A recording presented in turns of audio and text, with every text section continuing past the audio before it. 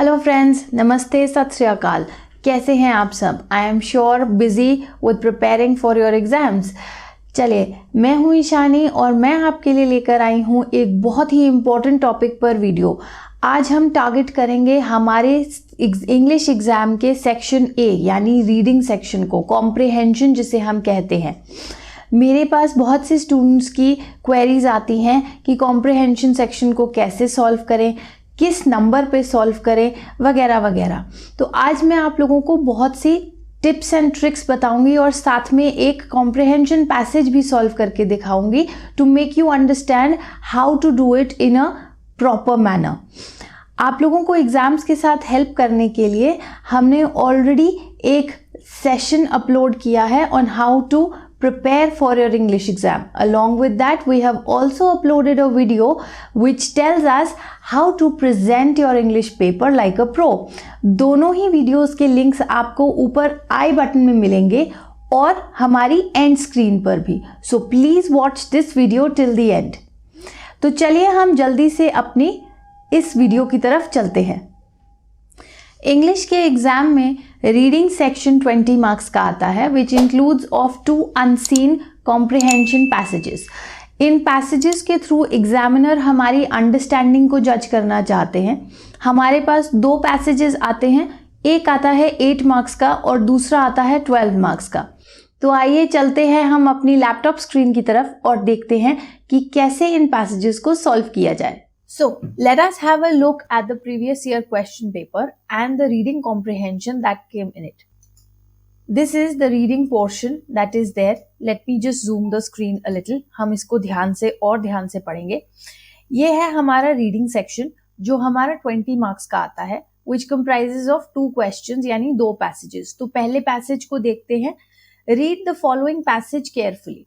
अब हमें इसे smartly इंटेलिजेंटली कैसे सॉल्व करना है, हमें ये पैसेज पूरा नहीं पढ़ना है, इनकी इंस्ट्रक्शन को फॉलो नहीं करना है। So what do we do then? First thing that we do is हम फटाफट से क्वेश्चंस की तरफ चलते हैं। So let us zoom on to the questions here. हम अपना क्वेश्चन जूम करके देखें तो यहाँ लिखा है on the basis of your reading of the above passage answer the following questions. So हम रीडिंग ऑफ द क्वेश्चन शुरू करें।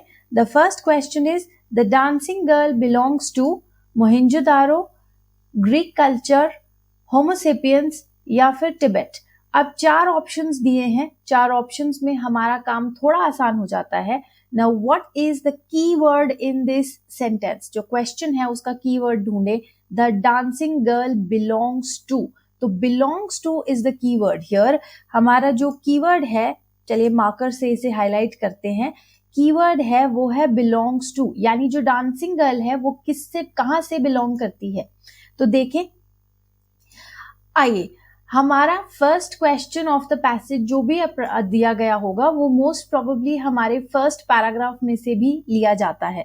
तो फर्स्ट पैराग्राफ को अगर हम ध्यान से देखें और हम इसमें बिलोंग वर्ड या उसका कोई सिनोनिम ढूंढने की कोशिश करें तो हमें यहाँ पता चलेगा the dancing girl of Mohenjodaro. तो ये हमारी जो लाइन है the dancing girl of Mohenjodaro, ये रही, ये हमारा एग्जैक्ट आंसर है। तो this is the smart way of answering your question. So from the reading of this portion हमें पता चल गया कि जो मेरा फर्स्ट क्वेश्चन है उसका correct answer is the option 1। Now let's take the second question. In the same way we are going to take rest of the questions as well। हम देखते हैं, हमारा सेकंड क्वेश्चन है इन the museum she is kept among, यानी कि museum में उसे किन चीजों के बीच में रखा गया है, यानी किन चीजों के साथ रखा गया है। द ऑप्शंस, हम पहले ऑप्शंस पढ़ लेंगे ताकि हमें एक आइडिया रहे कि हम क्या चीज ढूंढ रहे हैं पैराग्राफ में। Dancing figures, bronze statues, terracotta animals या फिर बुक्स। तो अब इन 4 चीजों में से किन चीजों के साथ हमारी जो डांसिंग गर्ल है उसे रखा गया है इन द म्यूजियम। सो आइए हम इसे देखते हैं। Let's go to the previous paragraph जो कि हमारा फर्स्ट पैराग्राफ था। फर्स्ट पैराग्राफ को हम रीड करेंगे। हमने यहाँ देखा है कि you have to be alert to her existence. Existence का मतलब है कि यहाँ पर हमें कुछ हिंट देने वाले हैं कि वो कहाँ रखी गई है। Existence there amid, amid is a synonym for among. Among के लिए एक synonym. Terracotta animals, यानी कि अगर हम यहाँ से रीड करके ध्यान से देखें तो हमारा टेराकोटा एनिमल्स जो है ये हमारा सेकंड क्वेश्चन का आंसर भी हमें यहीं से मिल गया. सो सेकंड क्वेश्चन हमारा था in the museum where is the dancing girl kept, where is she kept. तो हमारा आंसर ये रहा. This is the third option, the terracotta animals. इसी तरह से हम आगे के क्वेश्चंस भी रीड करेंगे और उन्हें रीड करके हम अकॉर्डिंगली, अब हमारे दो क्वेश्चंस फर्स्ट पैराग्राफ से आ चुके हैं. So let's move on to the C question, the third question of this passage. Which information is not given in the passage. तो यहाँ पर हम हाईलाइट कर रहे हैं नॉट को, यानी हमसे पूछा है पैसेज में कौन सी इंफॉर्मेशन नहीं दी गई है.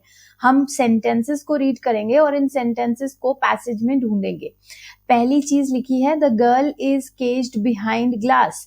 तो हम इसके लिए when we go to the very first line of the passage, जो हम जब पैसेज को रीड करना शुरू किया था तभी नोटिस किया था.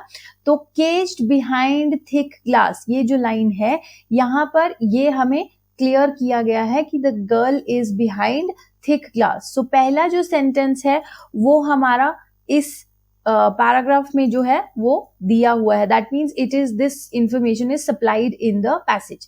She is a rare artefact, यानी वो एक रेयर पीस ऑफ आर्ट है. ये जो इंफॉर्मेशन है ये भी हमारी इस पैसेज में वेरी क्लियरली दी गई है. Let's mark it with the highlights कर देते हैं इसे. हमारी ये इंफॉर्मेशन हमें मिलती है यहाँ पर. The dancing girl of Mohenjodaro is that rare artefact, यानी वो एक रेयर आर्टिफैक्ट है. ये बात भी हमें क्लियरली इस पैराग्राफ में बताई गई है. नेक्स्ट जो हमारा लाइन है, नेक्स्ट हमारी लाइन है वो कहती है school books communicate the wealth of our heritage. अगर हम जाकर इसे पिछले पैराग्राफ में ही देखें, फर्स्ट पैराग्राफ में ही देखें, क्योंकि काफी इंफॉर्मेशन हमें वहीं से मिल रही है. तो हमारे फर्स्ट पैराग्राफ में स्कूल बुक्स का मेंशन है और कहा जा रहा है कि our school text books also communicate the wealth of our 5000 year heritage of art. इसका मतलब हमारे ये तीन आंसर्स तो हमारे पैराग्राफ में दिए गए हैं. इसका मतलब बाय डिफॉल्ट हमारा जो आंसर है फोर्थ जो सेंटेंस है, यानी she can not be rediscovered as she is bronze. So ये हमारा राइट ऑप्शन है. This is the option, the fourth option which is not given in the paragraph. इसमें हमें नहीं दिया है. तो आइए देखते हैं अपना fourth question. The fourth question says great art has power because. तो हमारा जो कीवर्ड है इस क्वेश्चन में वो कीवर्ड है ग्रेट आर्ट. सो हम इस कीवर्ड को अंडरलाइन करेंगे, ग्रेट आर्ट, और उसके बाद हम अपने कीवर्ड को पैसेज में ढूंढेंगे. So let's go on to the passage. First paragraph हम ऑलरेडी पूरा ऑलमोस्ट रीड कर चुके हैं for finding the answers of the first 3 questions. तो इतना तो हमें पता है कि फर्स्ट पैराग्राफ में ये जो ग्रेट आर्ट वर्ड है ये नहीं था. तो सेकंड पैराग्राफ को हम एक बार देखना शुरू करते हैं. सेकंड पैराग्राफ में अगर हम सेकंड लास्ट लाइन देखें तो उसमें लिखा है but she surprises us with the power of great art. तो ये हमारा जो यहाँ पर पावर ऑफ ग्रेट आर्ट पूरा का पूरा क्वेश्चन के हिसाब से हमें मिल रहा है. तो हमारा पावर ऑफ ग्रेट आर्ट क्या है? Power of great art is the ability to communicate across centuries. The ability to communicate across centuries. तो हमारा इसके हिसाब से हमारा सही ऑप्शन है It appeals to us despite a passage of time. कोई भी ग्रेट पीस ऑफ आर्ट क्यों पावरफुल होता है? बिकॉज वो बहुत टाइम पास आउट होने के बाद भी हमारे लिए उतना ही अपीलिंग रहता है जितना वो तब था जब उसे बनाया गया. So there is how you get the answer for the fourth question. Next question देखें, the jewelry she wears. अब उन्होंने clearly हमें बता दिया है the jewelry she wears. हम अपने पैसेज की तरफ वापस जाते हैं. Now see, हमें यहाँ पर उन्होंने बहुत अच्छे से बताया है consists of bangles of shell, ivory और thin metal. दूसरा ऑप्शन है is a necklace with 2 pendants. तीसरा ऑप्शन है बोथ 1 and 2 आर करेक्ट. चौथा ऑप्शन है नाइदर 1 nor 2 आर करेक्ट. सो हम जब ये देख रहे हैं हमने ये देखा तो हमें ये तो पता चल गया कि हमें या तो उनमें से एक ही दोनों ऑप्शन भी हो सकते हैं। अब यहाँ ये जो नीचे के दो ऑप्शन है वो हमें कई बार कंफ्यूज करने के लिए भी दिए गए होते हैं। सो हम कंफ्यूज नहीं होंगे, हम सिंपली जाएंगे अपने पैराग्राफ की तरफ। सेकेंड पैराग्राफ तो हम रीड कर चुके हैं, so let's get on to the third paragraph. Third paragraph beginning ही आपकी ज्वेलरी से है, तो थर्ड पैराग्राफ में हमारा हम चेक करते हैं a series of bangles of shell और आइवरी और थिन मेटल। तो ये तो पूरा का पूरा हमारा स्टेटमेंट ही वही आ गया जो हमारे फर्स्ट ऑप्शन में है, ठीक है। उसके बाद सेकेंड ऑप्शन हमारा है अ नेकलेस विद 2 पेंडेंट्स, लेकिन यहाँ पैसेज में तो नेकलेस विद 3 पेंडेंट्स है, तो इसका मतलब नेकलेस की बात जो है वो हमारी करेक्ट नहीं मानी जाएगी। इसलिए हमारा इसका करेक्ट ऑप्शन हम किसे लेकर चलेंगे, चलिए ऑप्शंस को जूम करें। हमारा करेक्ट ऑप्शन होगा the jewellery she wears consists of bangles of shell, ivory और थिन मेटल। तो ये बैंगल्स के बारे में जो हमें बताया है that is the most accurate thing. नीचे का जो क्वेश्चन का आंसर है is a necklace with 2 pendants, हमारे पैसेज में 3 पेंडेंट्स है जबकि यहाँ पर 2, तो हम इसे करेक्ट ऑप्शन नहीं मान सकते। So let's move on to the next question that is the F question. ये हमारा क्वेश्चन है शी रिमाइंड्स अस। शी यानी कि यहाँ पर हमारा जो शी है, as we all know we are talking about the dancing girl, तो डांसिंग गर्ल शी है। शी रिमाइंड्स वो हमें किस चीज की याद दिलाती है, of the never say die attitude of humans, why museums in our country are exciting, why she will make us come into money, या फिर ऑफ डांसिंग फिगर्स। तो हमें यहाँ क्लियरली पूछा जा रहा है कि हमें किस चीज के बारे में वो रिमाइंड करवाती है। तो हम थर्ड पैसेज भी ऑलमोस्ट पढ़ चुके हैं और third paragraph we very well know कि उसके बैंगल्स और उसकी ज्वेलरी के बारे में था, तो हम थर्ड पैराग्राफ को नहीं छेड़ते। Coming to the fourth paragraph, she speaks of the undaunted ever hopeful human spirit, यानी कि undaunted ever hopeful human spirit का मतलब है जो हमारी ह्यूमन स्पिरिट होती है कभी ना हार मानने वाली, उस स्पिरिट को हमें बताती है। Now if we go back to the question, और अगर हम अपना क्वेश्चन केयरफुली पढ़ें तो हमारा वेरी फर्स्ट ऑप्शन है she reminds us of the never say die attitude of humans. तो हमें अपना आंसर वेरी फर्स्ट लाइन में ही मिल गया, first line of the fourth stanza which fourth paragraph which says she reminds us of the never say die attitude of the humans। तो अब हमारे पास technically 2 questions बच रहे हैं। जो लास्ट के 2 क्वेश्चंस होते हैं वो यूजुअली 1 वर्ड्स होते हैं, आपको या तो सिनोनिम्स और एंटोनिम्स पूछे जाएंगे या फिर पैसेज में से कोई ट्रू और फॉल्स एटसेट्रा ऐसा कुछ दिया जाएगा। सो हमारा नेक्स्ट क्वेश्चन है the synonym of the word among. अब मेरे कई स्टूडेंट्स कहते हैं कि मैम सिनोनिम और एंटोनिम में बहुत कंफ्यूजन होता है, तो उनके लिए एक छोटी सी ट्रिक है जो आप लोग भी यूज कर सकते हैं।